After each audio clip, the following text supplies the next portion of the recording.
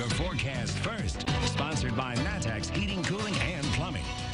Well, it was an active day for some of you. The storms popped up through the afternoon hours. We had some severe weather. We had some pictures of lightning hitting trees. We had pictures of trees coming down because of the wind. A lot of heavy rainfall and a lot of lightning out there. But those storms have faded away tonight, and we will be done with the rain for now. It's coming back tomorrow. It's warm out there. 75 in Champaign. Heat index values up near 80. Commute tomorrow. We're looking at more storms through the afternoon. Another hot day around 92. More about the severe weather potential with those storms when we come back. WCI3 News starts right now. You're watching your local news leader. This is WCIA3 News at 10. Is kind of bridge funding until we can get reopened again. Federal loans under the Paycheck Protection Program kept more than 2 million workers on the payroll in Illinois since the first loans were approved in April. Good evening, I'm Jessica Coons. The new data from the Small Business Administration also tells us which companies got those loans.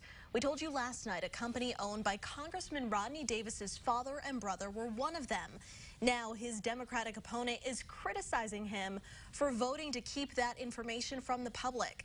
Our Capitol Bureau Chief Mark Maxwell has the story. Our small businesses, our mom and pop shops were asked to keep people on payroll. They were asked to continue to pay their rent and keep their business going. Congressman Rodney Davis supported the Paycheck Protection Program, federal loans designed to keep companies from going bankrupt during the pandemic. Well, there's strings attached to those dollars. Otherwise, the loan can't be forgiven. And a percentage, a high percentage, has to be spent keeping people off of unemployment. Davis's dad and brother own a McDonald's franchise with several restaurants in his district. Their company took out more than $1 million in PPP loans through People's Bank and Trust.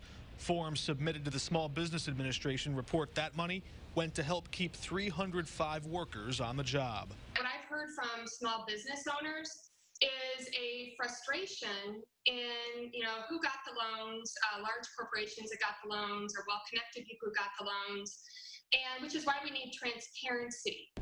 Davis faces re-election this November. His challenger, Democrat Betsy Dirksen-Londrigan, says he voted twice to keep that information from public view.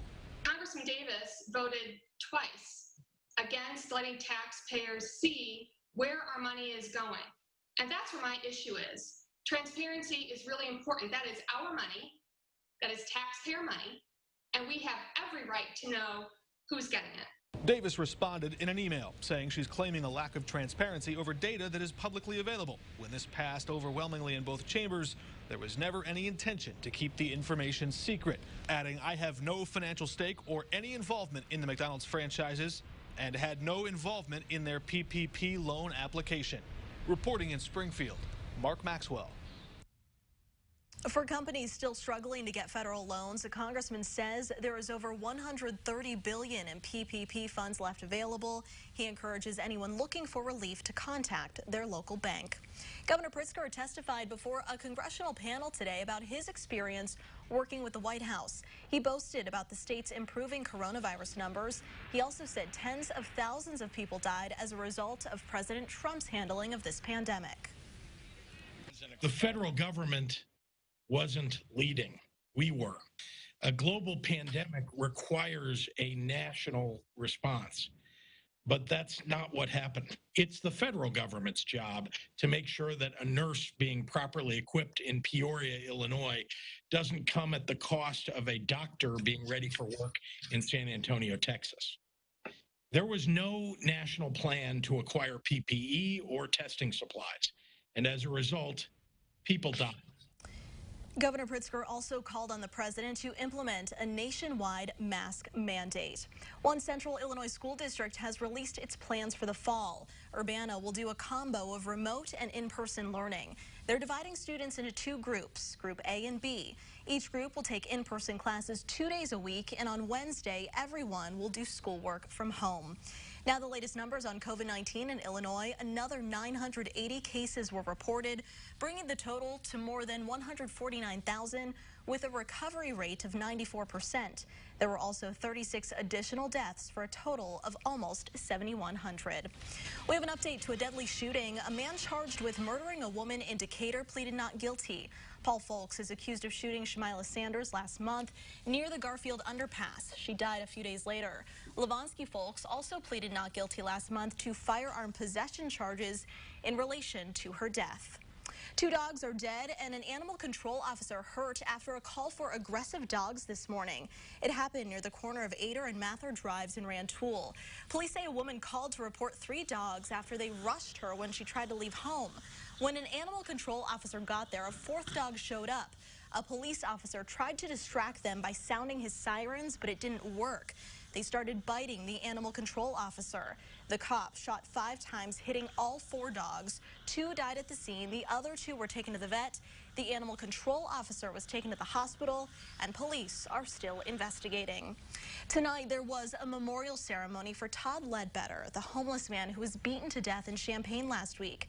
Dozens of people came to share their memories of him. WCIA3's Jennifer Jensen has the story.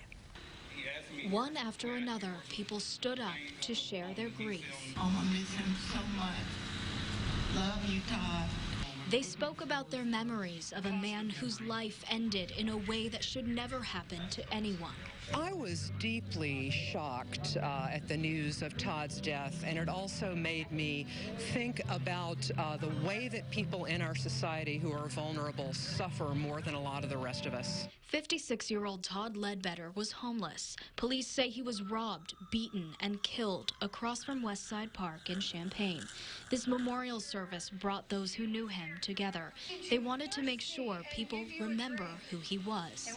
Even at his best or at his worst, you always could sense this giving spirit, this love and compassion that would flow out of him. Rob Dahlhaus is the executive director of See You at Home, the shelter Ledbetter would often visit.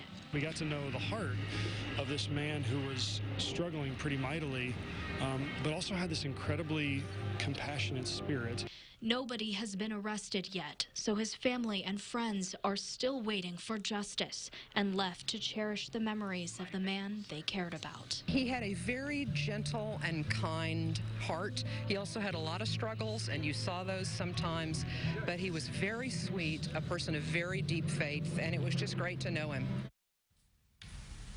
That was Jennifer Jensen reporting. Police are asking for anyone with helpful information to contact them as they continue to investigate his death.